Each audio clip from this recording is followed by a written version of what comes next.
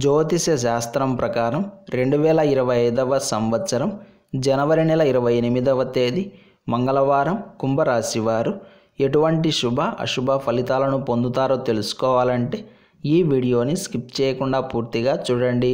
అలాగే తప్పకుండా మా ఛానల్ని సబ్స్క్రైబ్ చేసుకోండి. ఈ జనవరి 28వ తేదీ మంగళవారం రోజు కుంభరాశి వారు కేవలం మధ్యాహ్నం 3 గంటల వరకు మాత్రమే సానుకూలమైన శుభ ఫలితాలను పొందుతారు. అందుకే మీకు ఏ ముఖ్యమైన పనులు ఉన్నా సరే ఈ లోపుగా పూర్తి చేసుకునే ప్రయత్నం చేయండి. ఈ మధ్యాహ్నం 3 గంటల వరకు మీకు అన్ని విధాలుగా సమయం అనుకూలంగా ఉంటుంది. 1, 2 అని కాకుండా అన్ని రకాల వ్యవహారాల్లోనూ మీకు అనుకూలతలే ఎక్కువగా ఉన్నాయి. కాబట్టి ఏ ముఖ్యమైన పని చేయాలి అన్నా, చర్చలు జరపాలి అన్నా, కీలకమైన నిర్ణయాలు తీసుకోవాలి అన్న నిరభ్యంతరంగా కొనసాగించవచ్చు. అలాగే బ్యాంక్ పనులకు, రిజిస్ట్రేషన్ పనులకు, డాక్యుమెంట్ వ్యవహారాలకు, లావాదేవీలకు, క్రయ విక్రయాలకు, అప్పులకు ఇలా అన్నింటికీ కాలం అనుకూలంగా ఉంటుంది. వీటికి సంబంధించిన పనులు కూడా త్వరగా పూర్తవుతాయి. మీరు చేయాల్సిందల్లా మధ్యాహ్నం 3 గంటల లోపుగా పూర్తయ్యేలా చూసుకోవడమే. ఈ ఒక్క చిన్న జాగ్రత్తను మీరు తీసుకుంటే ఎటువంటి పనైనా సమర్థవంతంగా పూర్తవుతుంది. తరువాత 3 గంటల నుండి నిదానంగా అడుగులు వేయాలి. పనులను ఒక్కొక్కటిగా పూర్తి చేసుకుంటూ వెళ్ళాలి. స్ట్రెస్ని తగ్గించుకోవాలి. రిస్కులకు దూరంగా ఉండాలి. రాత్రి వేళ కూడా టైంకి భోజనం చేసేయాలి. తేలికపాటి ఆహారాన్ని తీసుకుంటే మాత్రమే ప్రశాంతంగా నిద్రపడుతుంది.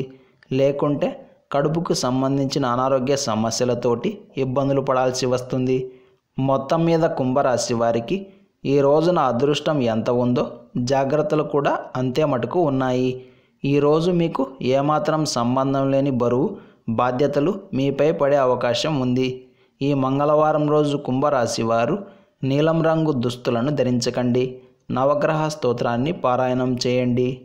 ఈ మంగళవారం రోజున ఉన్నటువంటి తిథి చతుర్దశి, నక్షత్రం పూర్వాషాఢ నక్షత్రం, రాహుకాలం మధ్యాహ్నం 3 గంటల నుండి 4 గంటల 30 నిమిషాల వరకు, యమగండం ఉదయం 9 గంటల నుండి 10 గంటల 30 నిమిషాల వరకు, దుర్ముహూర్తం ఉదయం 9 గంటల 7 నిమిషాల నుండి 9 గంటల 51 నిమిషాల వరకు, తిరిగి రాత్రి 11 గంటల 12 నిమిషాల నుండి 12 గంటల 3 నిమిషాల వరకు. అలాగే ఈ రోజు యొక్క శుభ సమయాలు మధ్యాహ్నం 1 గంట నుండి 1 గంట 40 నిమిషాల వరకు.